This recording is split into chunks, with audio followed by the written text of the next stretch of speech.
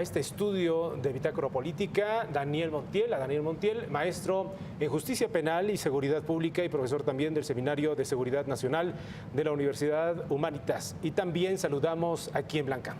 Vía telefónica y vía Skype a Virgilio Muñoz, especialista en Seguridad Nacional. Bienvenidos a los dos. Muchas gracias. Bueno, muchas gracias. Virgilio, gracias a los dos. Gracias.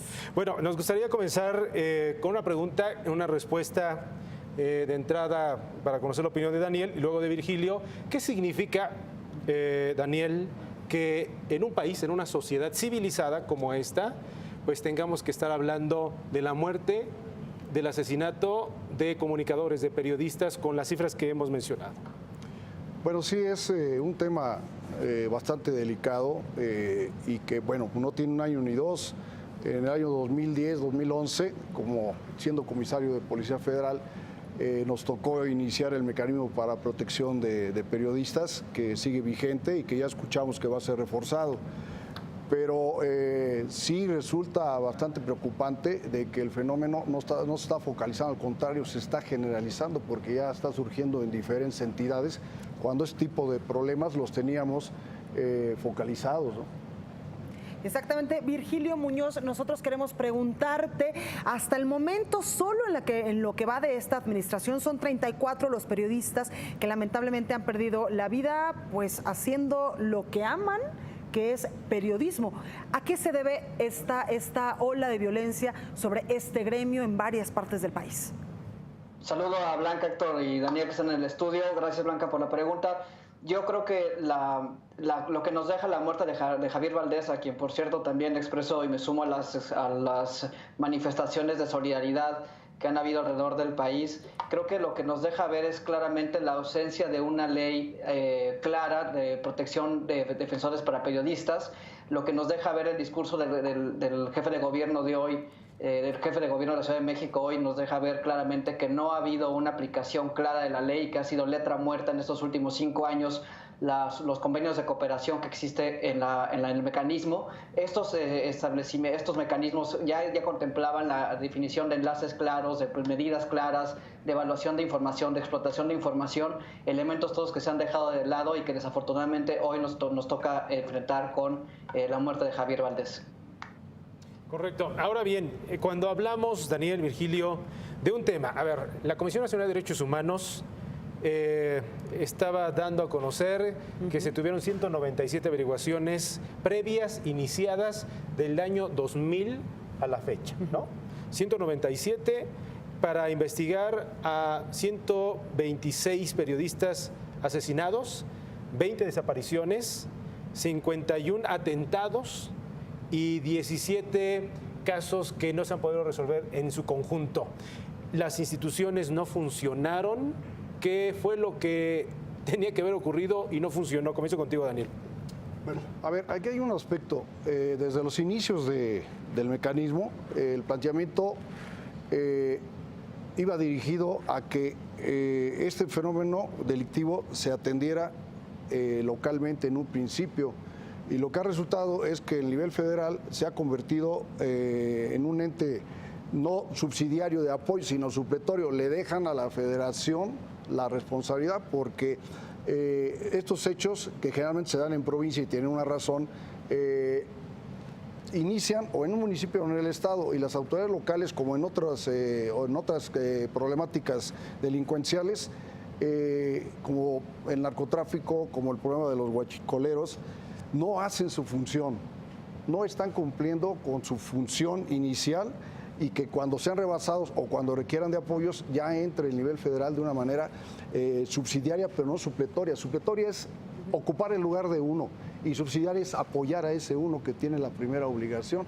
Está abandonado en los estados, igual que otras cuestiones delictivas.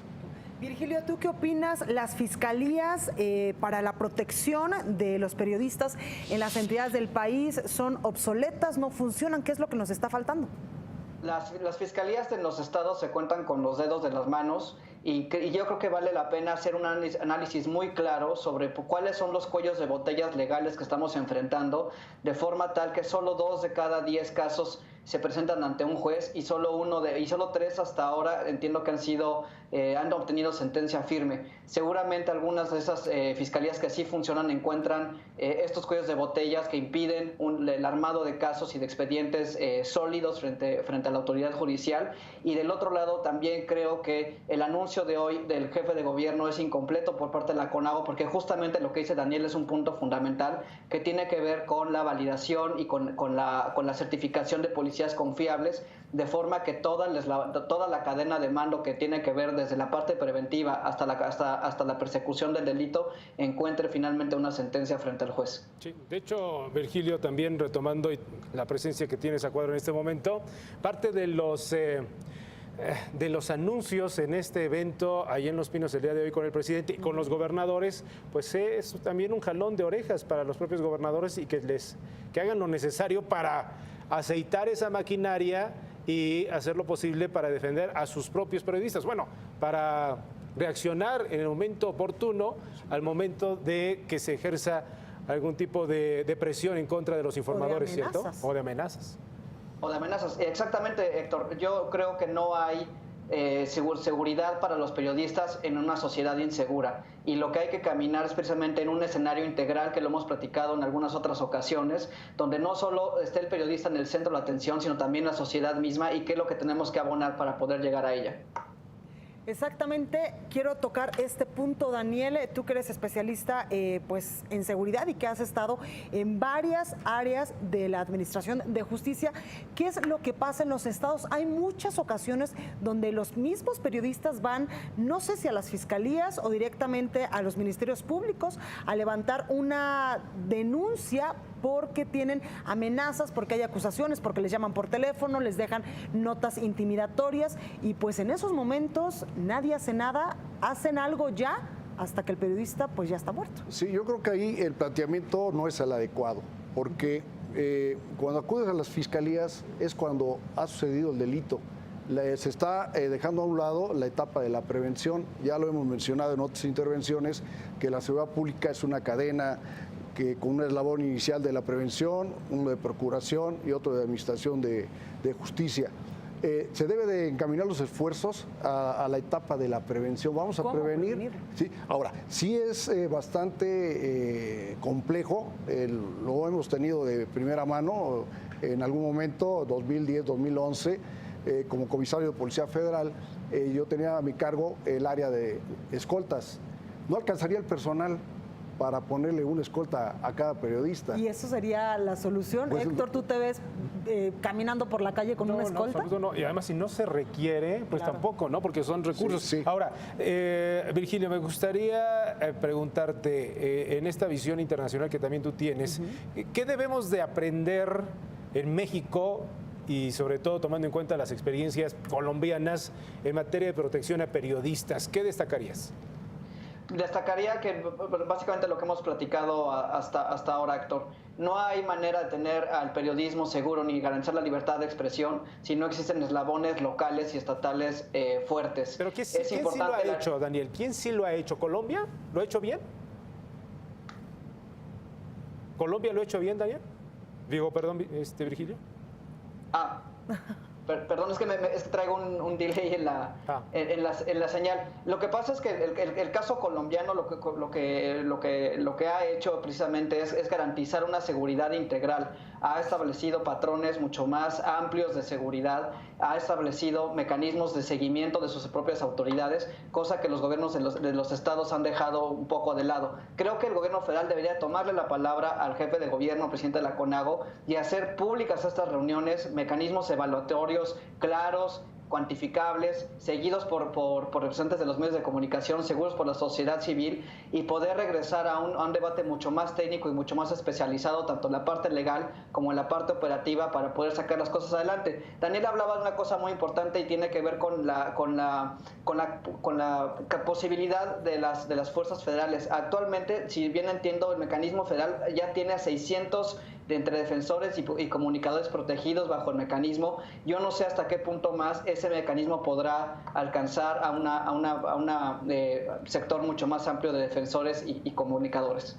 Daniel, ¿en qué momento llegamos hasta este momento donde pues ejercer el periodismo en nuestro país es sumamente complicado? ¿En qué momento no se está garantizando la libertad de expresión? ¿En qué momento hablar o investigar, Héctor, sobre temas de corrupción en los estados de la República, de narcotráfico, se ha vuelto tan peligroso? Bueno, es que ahí está la muestra clara de un estado fallido, estado-entidad, aclaro, no estado-nación. Porque debemos de considerar que cada entidad es un estado, tiene población, territorio y gobierno. Son estados fallidos. Han abandonado sus funciones primordiales, ya lo mencionamos, y se lo han dejado a la federación. No se ha entendido bien que se debe actuar en una sinergia a los 3 niveles para de esa manera el gobierno federal llegue en el momento que sea necesario de manera subsidiaria, no supletoria. Se está dejando la carga del problema al gobierno federal. Sí, cuando estamos hablando que se van a reforzar o se van a aumentar los recursos económicos y de personal para ese tipo de instancias, con un rezago desde el 2000 que hemos estado ¿Pero qué revisando. tanto si estamos en un año austero? Bueno, es que sí hay dinero, que genera el país, pero está mal distribuido, ¿no? O sea, y este es uno de los sectores en donde ya se puso, después del niño ahogado, o del periodista asesinado, se quiere tapar el pozo en ese sentido. Sí hay recursos, pero a nadie le importó. ¿O tú qué piensas, Virgilio? Lo que hay que hacer es ajustar ese presupuesto a medidas cuantificables y claras. No es posible que la Federación siga haciendo transferencias en materia de seguridad pública e inclusive apoyando otro tipo de proyectos de infraestructura mientras no sea capaz la entidad de garantizar seguridad a sus habitantes. Yo creo que valdría la pena revisar el modelo por un lado, por el otro es importante, e insisto, en la parte que tiene que ver con el análisis jurídico de los cuellos de botella que impiden a la autoridad poder presentar a presuntos extorsionadores o agresores de periodistas frente a una autoridad judicial. Al final esos elementos procesales los hace quedar libres y es justamente donde podemos también tener una incidencia positiva hacia el futuro y evitar este tipo de escenarios lamentables como el homicidio de Javier Valdés. Daniel. Obligadamente deben ser las autoridades locales las que inicien porque por razón de trabajo de inteligencia, ellos están en la localidad y conocen los factores tácticos, conocen el terreno, conocen los grupos delictivos. ¿Y por qué se dan más los casos en provincia? Porque la distancia, la proximidad tanto física de las instalaciones periodísticas o del personal o de los señores periodistas es más fácil acceder tanto a instalaciones como a las personas en esos entornos de provincia porque obviamente son más reducidos. Consecuentemente, las autoridades locales tienen la información para poder desarrollar algún tipo de operativos tácticos, preventivos. ¿Por qué esperar hasta que lleguen los asuntos a las fiscalías? Lo mejor del delito es que no suceda y lo mejor del delito es prevenirlo.